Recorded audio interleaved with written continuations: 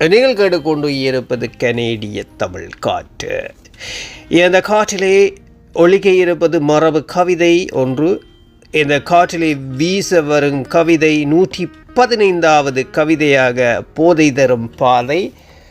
இந்த கவிதையை எழுதியவர் தாயத்திலிருந்து எங்கள் அன்பு அறிவிப்பாளர் ஆர்ஜே பாபலர் தயாளினி சிவநாதன் அவருக்கு நன்றிகளை சொல்லிக்கொண்டு நாம் கவிக்குள் செல்வோம். போதை தரும் பாதை. குடிமனை உழைப்பால் ஓங்கும் குவளையின் சீர்மை காணும்.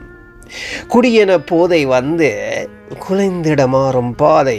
விடிவினை நோக்கி ஓடும் வீணராக்கி நின்று நொடியுமே நுகர்ந்து தன்னை நோயினிலே வீழ்த்தி கொள்ளும். பேசிடும் வார்த்தை மாறி பிதற்றலாய் வந்து போகும். நேசமுள்ளோருக்கு நோக தீண்டாதோர் சண்டையாகி வீசிடும் கருவியாலே வீழ்ந்திட முடலிற்காயம்.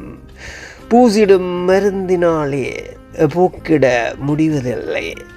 சிறுதளி சேமிப்பெல்லாம் சிதறிடும் நிலையை கண்டு மறுகிடும் மனம் இங்கு மாய்ந்திடும் வாழ்வுக்கென்றனை.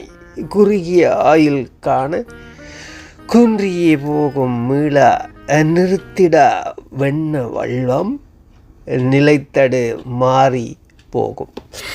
ஆமாம், மீண்டும் அடுத்த மரபு கவிதை ஊடாக உங்களை சந்திப்பேன் என்று கூறிக்கொண்டு விடைபெறுகின்றேன். அன்பு தயாளினி உங்களுக்கும் நன்றிகளை சொல்லிக்கொண்டு, அன்பான அன்பு உள்ளங்களே உங்களுக்கும் நன்றிகளை சொல்லிக்கொண்டு பிரிவோம், சந்திப்போம். நம்பிக்கை தானே வாழ்க்கை. நீங்கள் கேட்டுக்கொண்டு இருப்பது கனேடிய தமிழ் காற்று. இது RJR மோகன். நன்றி.